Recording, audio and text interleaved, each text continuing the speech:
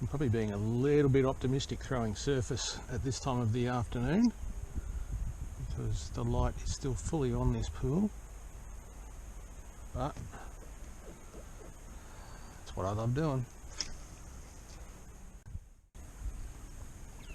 I would have thought with this high water and the current pushing through from the rain upstream that the bass would be sitting in the newly flooded areas and the areas out of the current, looking for a bit of shelter and waiting for the food to get flushed by them. So I'm not spending much time out in the middle. I'm hugging the edges. I'm hoping that my theory proves correct. No hits yet, but the afternoon is young, so I'm just going to stick to that plan for a while yet.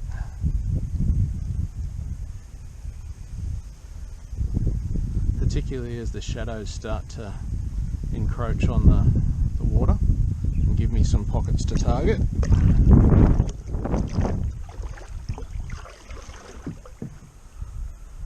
And then as nightfall comes closer, I'll start hitting more of the open water as the bass start getting more active and aggressive.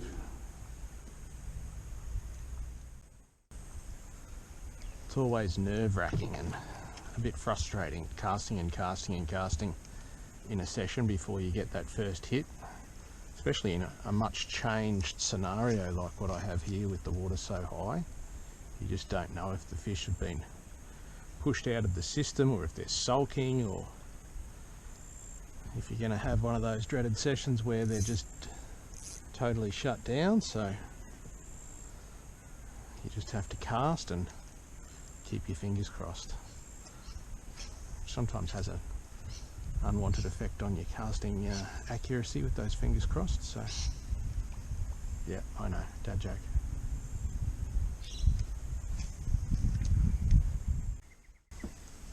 It's interesting looking at where I'm sitting at the moment. Looking at the water level, you would swear that it's mill pond calm, no wind at all, but as soon as you get up above the creek bank, you can see the wind blowing through all of the creek side foliage.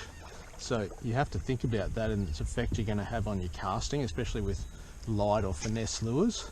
So you either allow for it when you're casting and cast a little bit wide of your target, or you keep your casts low out of the wind.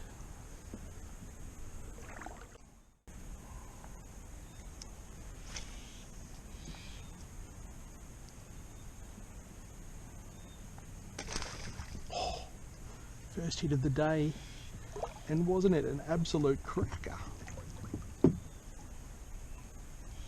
He missed it though.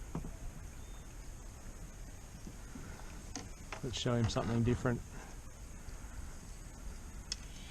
That's enough to get the heart rate going.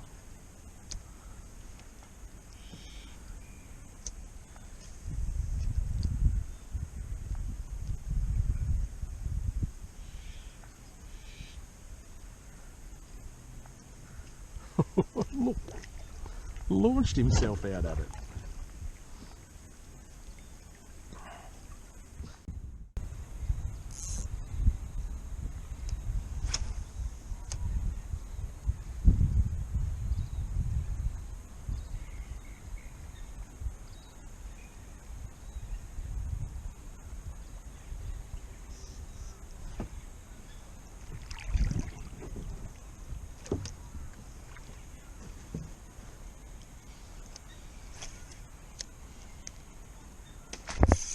There we go, first hit of the day, well, second hit of the day actually, first hook up of the day.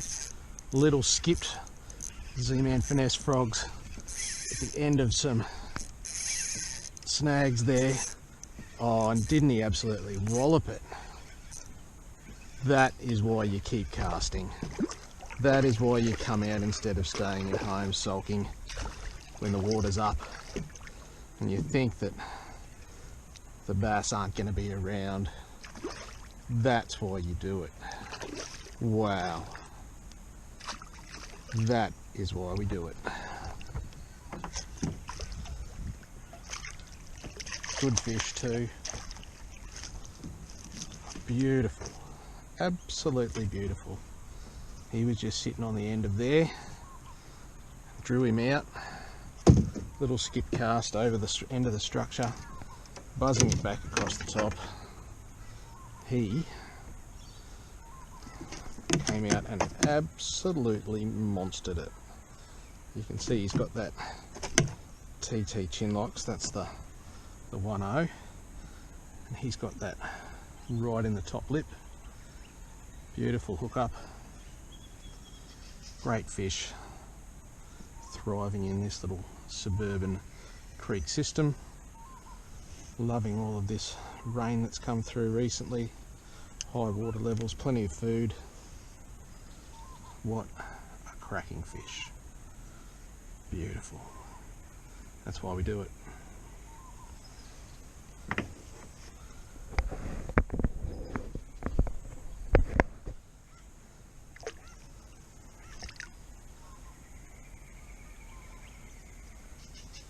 See you, mate.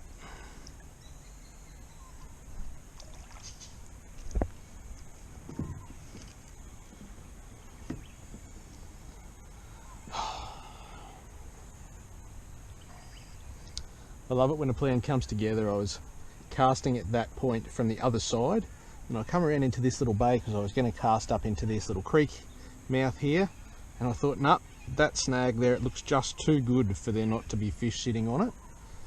Just a couple of casts in was all it took. Bang. Beautiful fish. Gotta love bass fishing. If you haven't tried it, put on a Finesse FrogZ, a surface lure, come down to your local creek. Don't be surprised if you get addicted. I know I am. I can cast at 50 snags in a session that look just as good as that and get no love. But it's that one time that you get that absolutely tearing strike that makes it all worthwhile.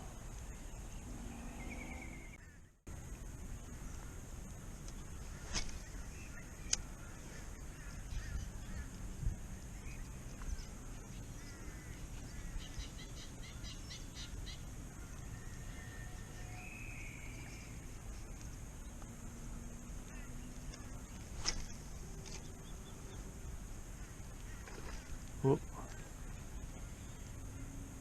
Is he going to come back and have another go? That was a big lazy hit, wasn't it? It was most un-bass-like. I wonder if it was even a bass. Yep, there it is. Sitting right up in the flooded grass.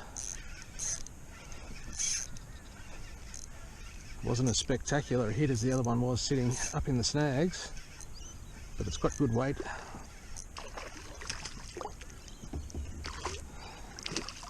Good solid little bass. Get that line up around his gill.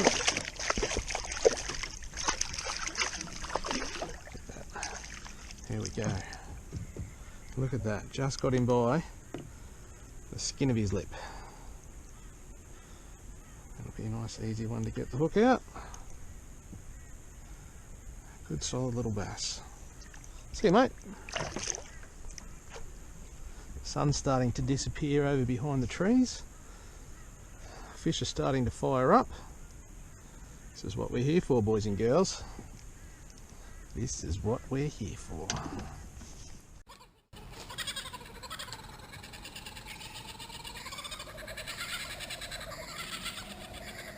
Funny, is it? Hey? Oh, you think it's funny too? You all think it's funny. Ah, all three of you. Never seen a fella out fishing, eh?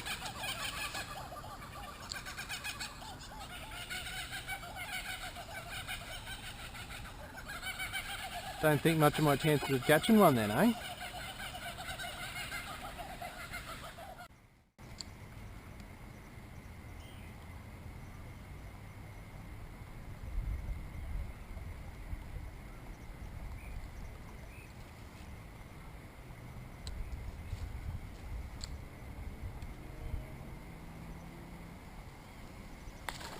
There we go. That was that head on the way back I've been waiting for. Casting, not necessarily with confidence, but more with hope and a plan. Covering the opposite side to that which I covered on the way out. Heading back towards the car, thinking that I could cover some new bank with a slightly noisier lure as darkness was approaching. And the plan, it's come good. And that fish, he really wanted that. Not a huge fish, but like all bass, he smacked it, and he smacked it good.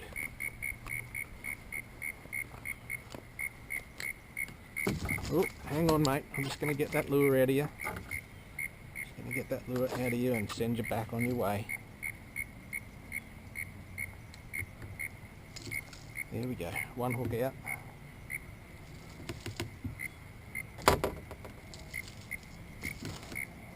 Hold on.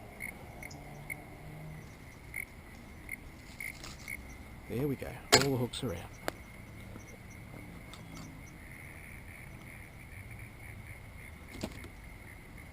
There we go. Another nice fish. Hopefully you can see it in this low light. He did a good job. See you, mate.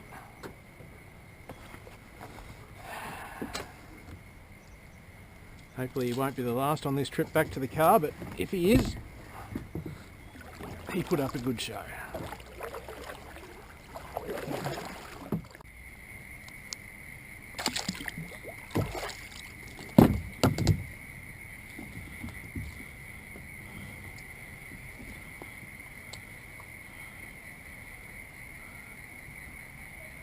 He's 41, no, that's got him 40 to the fork, 42 and a half to the tip. He's just got me with a good spike, but that's fair enough. What an absolute cracker suburban bass. Thanks mate. Thanks. Oh yeah, you're ready. See ya.